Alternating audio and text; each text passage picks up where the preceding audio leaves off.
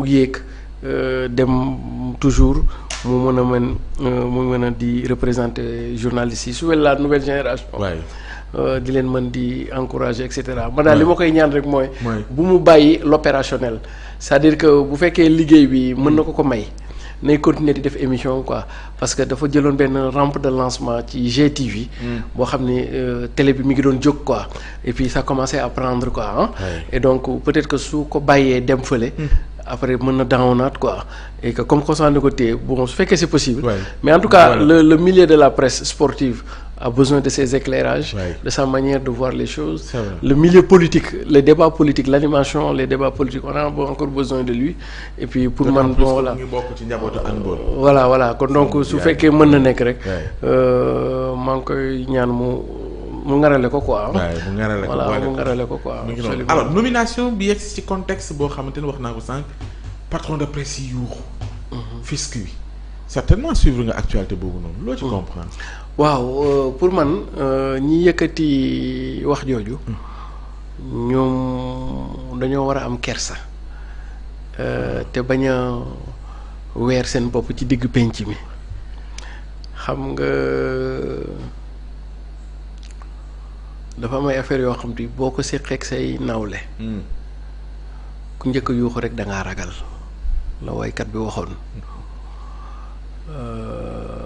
la leen wokk moo xuri El Hadj Ndiaye te ma jàpp ne El Hadj Ndiaye sax moo leen ëppi charge fuuf mais li muy leen di ëppi charge yëpp ma ngay def bay nekk en règle avec le fisc ma ñëw maintenant li ma ci bëggoon a expliquer mooy Afrique rek rawatina Sénégal rek ngay dégg ñu ni la entreprise de presse ameel na fisc nawetu daaw jéeg ba nawetu daaw ga ba nawetu ren gi fayul fisc loolu Sénégal rek nga koy dégg boo jéggee ndox loolu mënul nekk sax est-ce que comprendre nga mais Sénégal rek ngay dégg ñu ni diw fayul fisc depuis ñetti at loolu Sénégal rek la mën a nekk gis nga léegi tu sais quelle est la pratique de la fiscalité à travers le monde aujourd'hui en Occident dans les nouvelles tendances et pratiques en termes de finances publiques léegi impôt sur les sociétés muy tudd IS parce que moom la ñuy wax noonu xam nga traditionnellement da nga ko daan fay bu at bi jeexee léegi soo demee dëkk yu mel ni Europe ak Amérique léegi dootuñu xaarati sax at bi di jeex léegi ay acompte ngay fay chaque weer da ngay am looy dugal ba décembre jot ñu régulariser su fekkee li nga dugal dafa ëpp ñu dencal la ko sa gafa est-ce que comprendre su fekkee dafa matul nga mottali ça veut dire que léegi fiscalité ñun rek ñooy toog di xaar at ba at mais soo jéggee ndox mi fii rek léegi fiscalité dootuñu xaarati sax at ba at léegi da ngay dugal ay acompte boo mënee dugal acompte mensuel nga dugal soo mënee dugal bimestriel nga dugal boo mënee dugal trimestriel et cetera mais dootatuñu xaar sax fële est-ce que comprendre xoolal opposition boobu perception boobu am mieux dëkk boo jéggee ndox soo fayul impôt d'ailleurs sax mënuloo bañ a fay impôt parce que yow su délai bi passé liñ lay taxé rek moo nar a ëpp sax yow impôt ba nga doon fay ba ci sax impôt sur le revenu boobu sax moo gën a kii impôt sur le revenu rek yow foo mënti nekk ci àdduna bi. di nga def tout ba avant le 5 nga fay ko boo jéggee ndox dëkk yi nga xam boo da ngay jéggi ndox asamalaak et cetera kon donc impôt mooy loo xam ni soo nekkee xësee ba nekk entreprise dégg lu baax Ousmane li ma lay wax. tey il faut ñu def finance publique. gis nga l'impôt mooy loo xam ni bis boo xësee ba nekk entreprise ba nga am sa NINEA am sa légalement constitué l'impôt du la wàcc ngay def activité wala defoo activité. l'impôt du la wàcc ngay def activité dégg nga li ma la wax wala ngay dem ba ñàkk activité l'impôt du la wàcc. léegi su fekkee yow defuloo activité da ngay teel a dem service impôt domaine nga bind leen lettre ne man de sama société créé naa ko mais tàmbaleeguma liggéey bi ñu xam ni tàmbali woloo gis nga loolu soo ko deful. ñoom dañuy jàpp ne boo ñëw déclaré wul sa déclaration de TVA boo ñëwee ay pénalité la. parce que yow avant le 15 de mois bi di ñëw da nga war a dem def sa déclaration TVA. gis nga boo ko ñëwul def loolu pénalité la est-ce que comprendre nga. donc loolu mooy première chose ça veut dire que du la wàcc première chose deuxième chose kanay fay lempo xam nga kanay fay lempo. du ko nekk ay fay lempo de du ku nekk mooy fay ñoom li ñuy tuddee nii dette fiscale nii. du ku nekk mu koy fay de xam nga ku koy fay. mooy ku am bénéfice Ousmane. xam nga lempo mooy fay lempo xam nga yow boo nekkee entreprise boo liggéeyee ba at 1er janvier ba 31 décembre xam nga da ngay am chiffre d'affaires maanaam li nga liggéey ci at bi yëpp. soo amee li nga liggéey ci at bi yëpp ñu génne ci say charge la nga daan fay salaire ak fay ay affaire ak yooyu production buñ ciy génnee say charge moom mooy tuddee en finance résultat net avant impôt léegi nag yow sa bénéfice boobu nga am nag xam nga yow liggéey nga am nga chiffre d'affaires génne nañ ci say charge kon yow xam nga am nga bénéfice. léegi nag ci bénéfice yooyu nag ci lañ lay wax kaay fay l'impôt bu dee Sénégal 30% ngay fay kon donc ñi yëg ci coow li mooy ñoom liggéey nañ am bénéfice ba pare di ñaan bañ a fay l'impôt est-ce que gis nga seesoo bi ci nekk xam nga yow tey jii su ma la leen ne très bien léegi nag bu fekkee dog-dog daf la dal ñu ni la exemple yow nga def benn exercice à perte foofu lay xam nga loolu day am. mën nga def exercice nga gagné mais mën nga def exercice à perte léegi nag su boobaa ci ngay dem DGID même boo defee exercice à perte l'impôt ba léegi wàccu la léegi nag da ngay dem DGID nga négocier ak ñoom pour ñu trouver moratoire mën nañ dem sax ba trouver exonération fiscale mais loolu dootul doon affaire exécutif affaire parlement lay nekk assemblée nationale ñoom ñooy gérer loolu mais yow boo ñëwee DGID ñoom nañ la ko mën a defal moratoire par exemple chaque weer ngay dugal lii chaque weer wala ñu génneel la ci régime bi dugal la ci régime bële comprendre nga xam ni yow bu ñu dugalee régime bi mën a nekk contribution globale unique et cetera mais ñoom comme c'est les techniciens de l'assiette ñoom boo ñëwee ne nii la fa demee ñoom dinañ la mën a wax après nan ngay mën a def ba fay mais bañ a fay moom loolu mënut a nekk en droit fiscal. léegi dama la wax Mamadou Ibra Kane lan la wax tey bi ñu dajee ñoom. voilà très bien patron de presse yi. tey sa 5 la ñu woote woon pour apprécier situation bi déjà dafa ne entre le 21 mai. ak le 5 juin bii. dañoo jot ay notification ci dette fiscale bi nga doon junj sànq. mu ne li ko ci jaaxal mooy procédure bi dafa gaaw trop buñ ko méngaleeg la daan am démb ak barki démb ci yeneen entreprise waaye du loolu rek.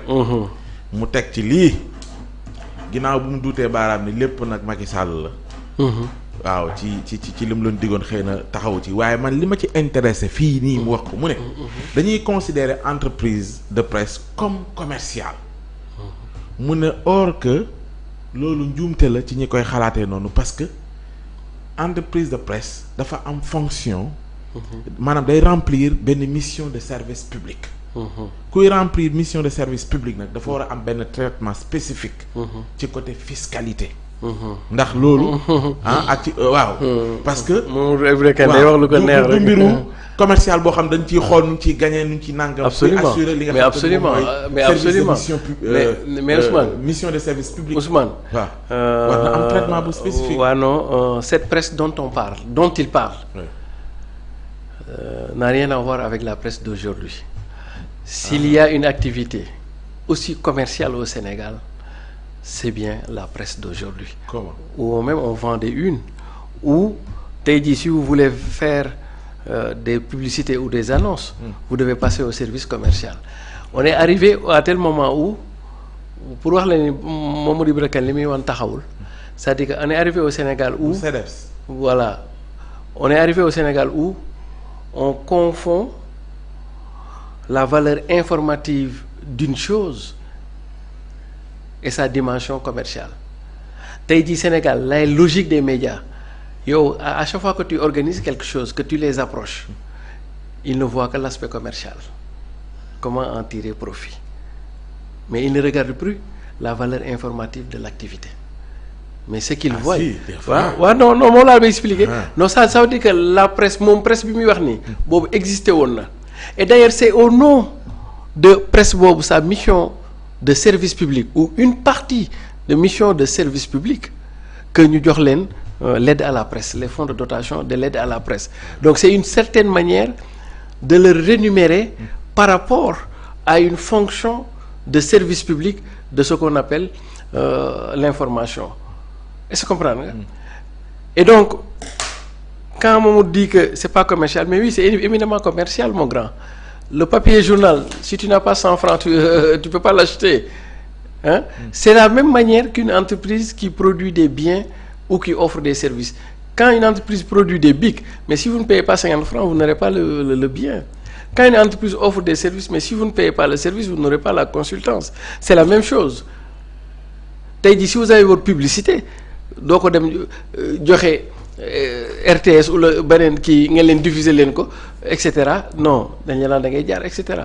Et donc je peux comprendre l'affaire, c'est-à-dire que là où il y a la spécificité c'est que dans la classification historique en économie il y avait deux tendances, les entreprises qui produisent des biens et des entreprises qui produisent des services. La presse produit de l'information.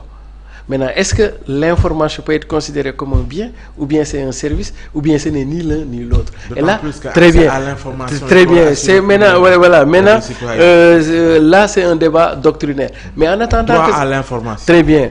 Mais en attendant, et d'ailleurs, c'est pour qu'il y ait droit à l'information que l'État a mis en place tout son réseau TNT, tout son réseau d'écosystème avec l'internet pour que ñuy yëngatu ci IPTV et cetera. C'est-à-dire que l'État pour accompagner a mis en place télévision terrestre numérique si vous voulez, a mis en place affaire internet yeeg tout l'écosystème pour que nit ñi di mën a produire de l'information. Mais en attendant que ce débat-là soit tranché, il n'en demeure pas moins que l'entreprise de presse est une entreprise au titre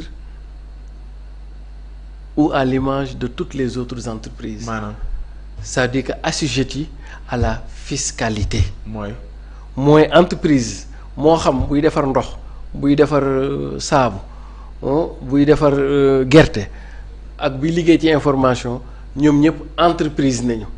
Et dès lors que entreprise nañu donc dañu war di fay les pots. Mais li gën a garaaw ci presse bi te duñu ko wax mooy xam nga yéen su ngeen ko waxee noonu nee naa la en général DGID ku mu ni kaay fay l'impôt c'est parce que réaliser nga bénéfice. Donc premier cas incompréhensible qui heurte même la morale mooy nga liggéey am bénéfice ñu ne la kaay fay l'impôt nga ne weer baal leen ma ko, première chose. Mais deuxième chose bi gën a garaaw ci ñi li ñuy wax mooy l'impôt dafa yaatu. est-ce xam nga ñay liggéey ci ñoom état bi dafa ni yow bu fekkee ci man ngay liggéeyee sama biir da nga war a fay l'impôt mu tudd impôt sur le revenu. bële tudd impôt sur les sociétés parce que personne morale nañ yow personne physique nga. l'état ne yow da ngay fay l'impôt nit ki travailleur bi comme man état maa lay fay léegi balaa ma lay fay damay koy comp d'abord ci yow est-ce que comprendre mu ni par contre yéen ñi nga xam ne liggéeyu leen ci man ci privé bi ngeen di nekk bu ñu leen dee fay seen salaire yéen entreprise bi leen di fay compal ma leen après bu ngeen ko compee ba pare ngeen versé ma ko.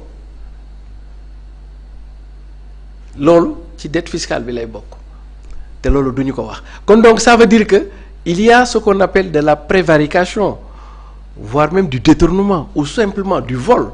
Parce que yow soo dee entreprise de presse nga prélever sa agent ba pare reverser woo ko, ce n'est plus de refus de payer de dette fiscale, mais c'est un détournement et c'est un vol.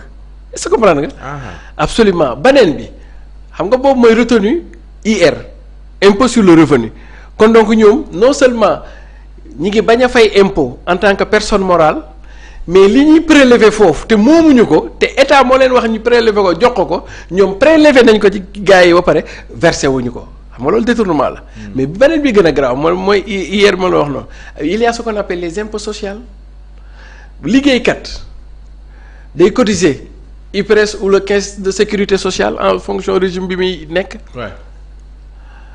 liggéeykat pour mën a bu fu feebaree retraitam quoi surtout mais travailleur day inscrire ci benn assurance pour fameem njabootam bu feebaree yooyu assurance maladie et cetera mais yooyu tamit état da leen wax ne ñu prélever ko reverser ko donc il y a l'impôt fiscal et l'impôt social l'impôt biy jëm ci IRIS ak les cotisations sociales kon donc yow léegi nga gis ni boo nekkee entreprise donc yow fayuloo l'impôt wala bëgguloo fay l'impôt bi nga xam ni ça relève au titre de personne morale bi nga doon ensuite bëgguloo fay l'impôt ci prélèvement au titre de l'impôt sur le revenu bi nga doon def ci say travailleurs nga prélever ko ba pare ne doo ko verser troisièmement nga leen di prélever ay cotisations sociales ba pare ne doo ko verser ba pare nga taxaw ni léegi nañ la baal léegi taxawee fële ne aide à la presse bi yow non seulement yaa ngi for a fay impôt ne nga fayoo impôt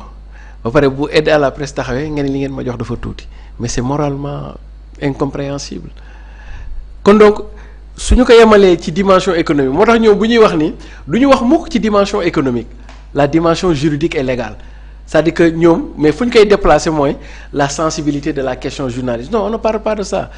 Le médecin aussi waaw non mais le médecin li muy def c'est très sensible pour man l'enseignant sax moo gën a sensible ñëpp parce que un enseignant dafay tabax nit. Est-ce que vous comprenez? Or que l'information c'est juste un outil d'aide à la décision car comme dira l'autre celui qui a planté un arbre n'a pas vécu inutile celui qui prend cet arbre a fait un table-banc n'a pas vécu inutile mais celui qui prend un enfant le met sur ce table-banc lui apprend à lire et à écrire a mieux fait que quiconque car il a formé un homme éclairé. Est-ce que vous comprenez? jàngalekat bi moo ëpp valeur pour man jàngalekat ak fajkat ñoo ëpp valeur ci société avant ñëpp di ñëw même avant journaliste yi di ñëw parce que journaliste bi. buñ jaarul école. très bien bu ñu wérul sax du ñu ñëw et puis moom daf lay jox information et d'ailleurs selon la belle formule du journaliste Aliou Ndiaye. tout le mérite des journalistes c'est qu'ils nous donnent des renseignements pour que le public en tire des enseignements. Maintenant nag léegi et cetera et donc ça veut dire que boo xoolee c'est ce qui agite ce débat malsain d'ailleurs du ñu wax yépp ci est-ce que li ñu leen di wax ni am na ou la amul du ñu ko wax de c'est-à-dire que du point de vue économique et du point de vue financier ils n'en parleront jamais xam nga lan nañuy gen du point de vue de la sensibilité du métier mais on ne vous parle pas du métier on vous parle de l'économie et de la finance est-ce que comprendre nga. Le quotidien dérange loolu la. Non loolu moom moo ko xalaat rek quoi mais li ma la bëgg expliquer mooy le fisc ku mu jox ñëwal fay l'impôt c'est parce que war na laa jox te am na fu mu ko teg. léegi nag aali kalaj googu moom dañuy déplacer objet bi wax na non c'est sensible c'est parce que dañooy jàpp de mais fisc nekkul ci loolu quoi. encore que il faut que nous comprenions une chose que l'État par principe je dis est neutre et axiologique. Comprendre? Oui. Quand un gouvernement, lui, il est politique. Mais le fisc relève de l'État et non pas du gouvernement. Nous, c'est des services techniques. Comprendre? Et donc, pour moi, journalistes qui évoquent le débat, nous devons avoir un gâchis d'abord. Parce que, waaw, gâchis. Parce que, xam nga lu tax nga nekk ci réew. Li la du Mamadou Ibra Kane bi. non CDEPS way xam nga ñoom li ñu wax nii dañoo war a am sax kersa di ko wax parce que yow nga nekk ci réew doon entreprise ñeneen ñi doon entreprise li la wokk xuri leen ba ci sax yow ci ñi nga doon ñoom ñuy góorgóorlu bay wàccoog lempo yow nga taxaw tàllal loxo non seulement fayoo ba pare bëgg yenn coow li di wax loolu rafetul jekkul ndax 2S bi nga xam ni moo leen ëppi charge fuuf comprendre ëpp leen ay employés fuuf ëpp leen masse salariale fuuf moom dina lijjanti bay wàccoog fisc c'est comme Alaaji Ndiaye mi nga xam ne moo leen ëpp charge salariale ëpp leen ay employés ëpp leen ay charge tout court moom mooy mën a wàccoog kii bi à plus forte raison te ma bëgg sénégalais yi jàpp leen mooy fu ñu la nee kaay fay l'impôt c'est parce que yow am nga bénéfice léegi nag il faut peut-être être je veux pas utiliser le mot d'une certaine cupidité pour ne pas mais heure bu ñu la nee kaay fay l'impôt mooy yow réaliser nga bénéfice léegi nag yow sa bénéfice boobu nag bëggoo cee fay l'impôt te la majeure partie bu coow amee yow yaay njëkk a coow te yow fayoo l'impôt léegi nag bu fekkee ni da ngaa dem ba financièrement mënoo fay l'impôt soo demee DGID ñoom dinañ la wax nan ngay def ba ñu régler loolu. justement war nañoo mën a yeggaat ce niveau.